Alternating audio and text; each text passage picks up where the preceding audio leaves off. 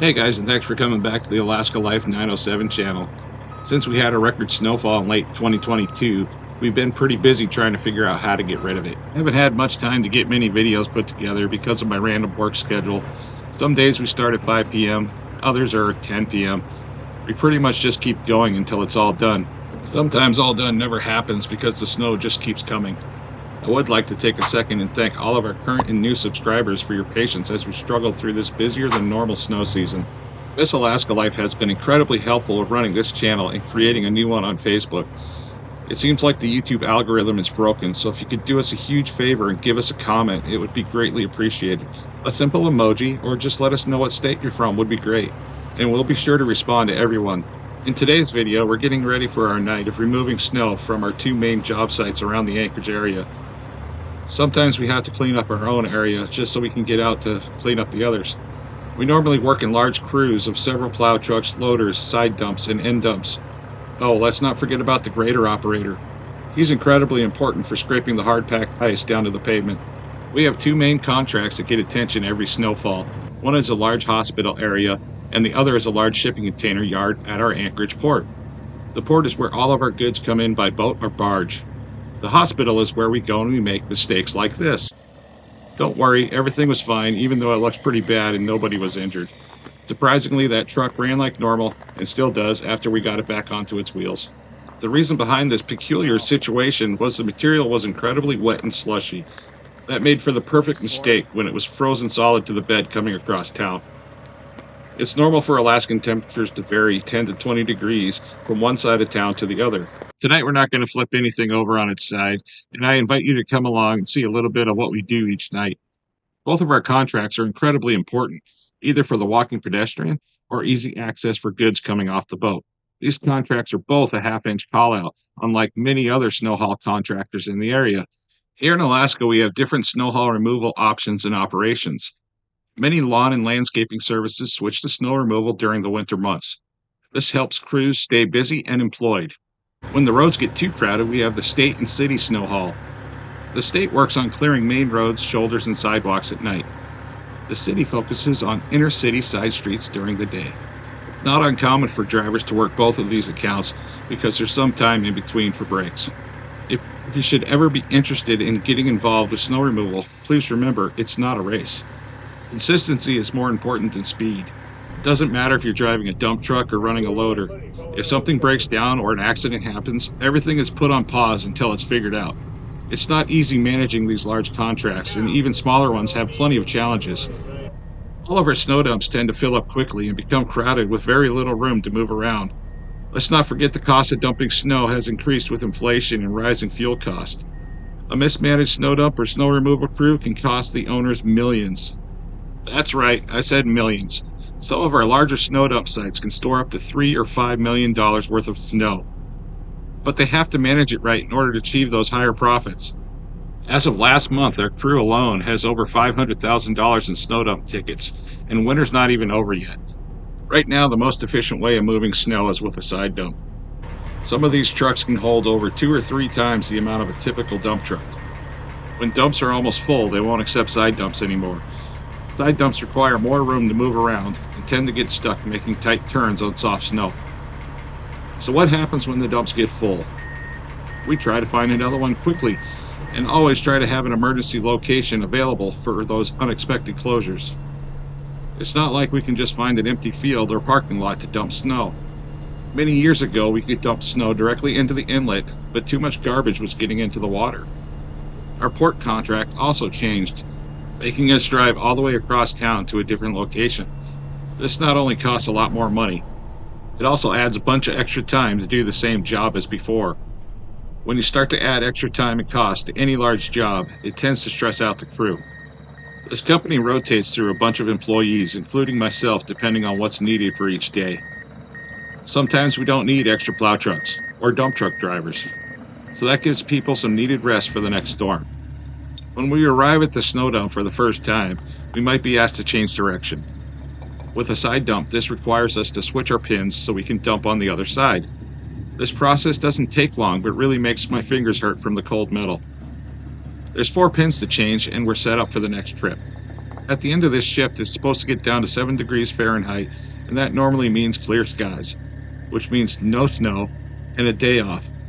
February in Alaska is known for being one of the colder months of the year. That's usually when we have trouble starting our cars and keeping up with the heating bills. Hauling snow around Anchorage can be peaceful and fun. Seems like there's always something happening at night. Car accidents are normal, and intersections are always incredibly slick. Drunk drivers are out causing problems and sometimes running into us. And from the other drivers and friends I talked to, it sounds like at least 3 snow haul trucks have been hit this year. About the only thing that keeps us safer is the walk, don't walk signals. If they're programmed in our favor, the countdown means a yellow light is soon to come when they get to 0. We try to memorize each intersection to avoid sliding into traffic, but sometimes all we see is a solid red hand with a green light. And that's a situation we have to slow down for, because we have no idea what the traffic light's about to do. In most cases, we get close enough and think it's okay, and we wind up sliding through the intersection because the light suddenly changes. If anyone with Alaska DOT is listening, please get these programmed to help us help you. I bring the topic up every year, but it falls on deaf ears. Similar to our wonderful Alaskan roundabouts, none of them are the same, and drivers are always confused about which lane to be in, especially when the signs are covered in snow. But the traffic lights in downtown are easy to figure out, as they're timed specifically for the speed limit. In all the years that I've lived here, I don't think I've ever had a close call with a traffic light in downtown. If anything, I've had more problems with drunks walking out in the traffic, people falling off of sidewalks, or bicyclists just running red lights. So let's just assume you might be interested in getting a job hauling snow. You already have a CDL, and you're anxious to do something besides sit at home. Start out with tools and clothing. First off, clothing.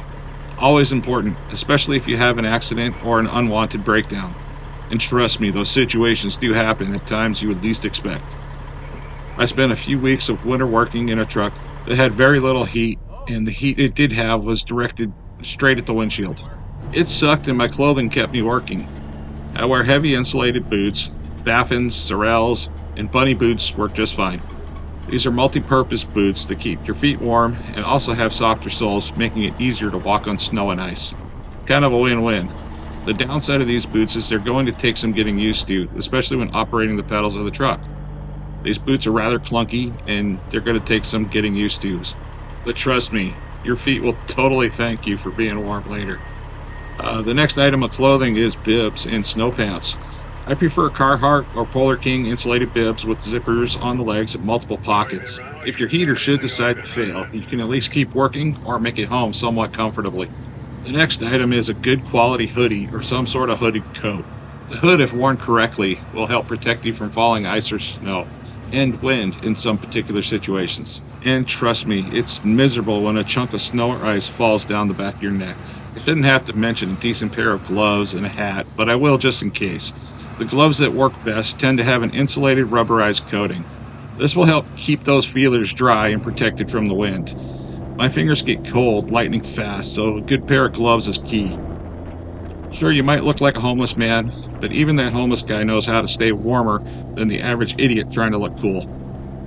The tools I mainly carry every day, and always, is a good heavy hammer. A truck driver without a hammer is just completely useless, in my mind. And a flat-nosed shovel for cleaning the bed, or digging myself out of a stupid situation I might have gotten into. We're not mechanics and don't have to pretend to be one. Now for the job part. I'd stay away from Facebook ads as most of them don't care about you even a little bit, so ask around and make friends during the summer before the snow comes. Most all of my snow haul jobs have come from friends asking if I was busy or sitting at home, so having a good network of truck driving friends is always helpful. And I absolutely appreciate every one of those friends. Having experience with a dump truck is always a plus, but there's tons of places looking to hire even now. Heck, we'd probably put someone interested on the call list just in case someone didn't show up. Just keep in mind that every dump truck I ever operated was different and had unique things about it. One thing I wouldn't recommend is running out and buying your own dump truck or plow truck without any experience in the business prior. It's definitely possible to do well. It's more possible to fail and become completely broke or in a lawsuit. In my situation, I work as a private contractor and the owner of the truck carries the insurance. So don't get nervous about getting paid with a 1099. It's no big deal if you save some money back for taxes, We get paid once a month, so that might be a deal breaker for many. In this case, it works out okay because we have savings, and if we should need it in between, we'll still be okay. Also, keep in mind, a lot of 1099 job offers tend to be specialized accounts with perks. We go to work when most everyone else is waiting for more snow. That means more hours and more opportunity.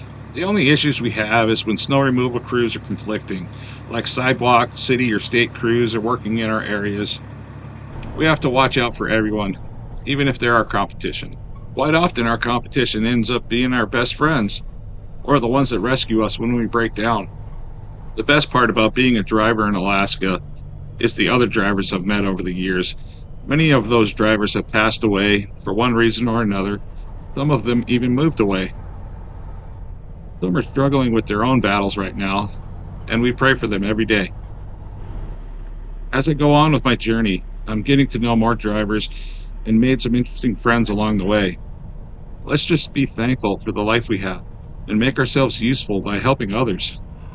As always, please be sure to subscribe, comment, and like the video if you made it this far. But most of all, please comment where you're from. Just let us know how far we reached. That's really important to us and something we pay attention to. God bless, drive safe, and save me a spot at the dinner table. I'll be there soon. Yeah, I'm about to fade away, cause every time I wake up I feel like it's Monday. Something's going wrong with all the chemicals up in my brain. All of a sudden I don't look at anything the same way. Got a buildup of my thoughts sitting in an ashtray. I'm sorry that I'm so inconvenient, okay. Just let me be me and I'll stay out of your way.